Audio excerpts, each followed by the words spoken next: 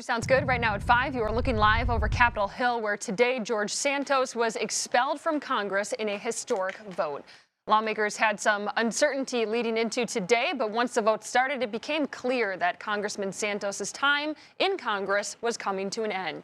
He is the sixth person ever to be ejected from the House of Representatives following a scathing ethics report on his misuse of campaign funds. Now, former congressman still faces 23 federal charges.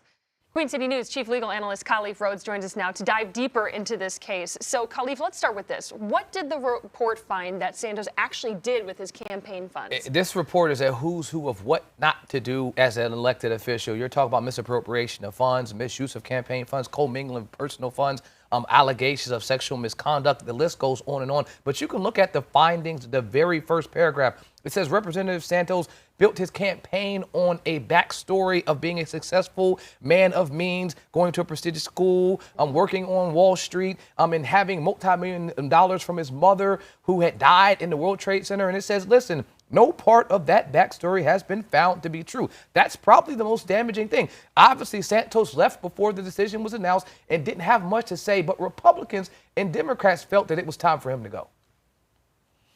It was a bipartisan, unanimous set of findings by the Ethics Committee that were uncontradicted. George Santos fell far short of the standards we wish to uphold and is no longer a member of Congress.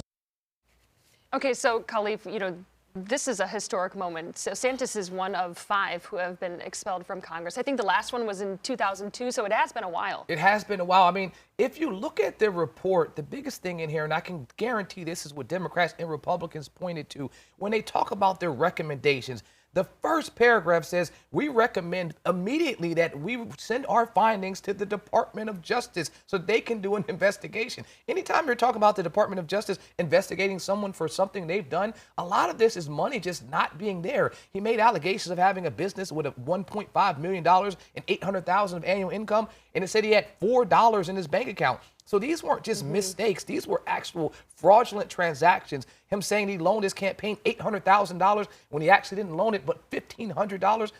There's going to be major problems here. At first, he said it was a clerical error. Then he said it was his campaign treasurer's fault. Now, at some point, it will land on his shoulders. And once he's been removed, now he'll have to deal with the criminal process that will be worse than getting removed from Congress. Yeah, there sure is a long list, and it's even daunting looking at everything that he faces. And now the House left with one less member, 434. So we'll see what happens there. Khalif, thank you so much for your insight.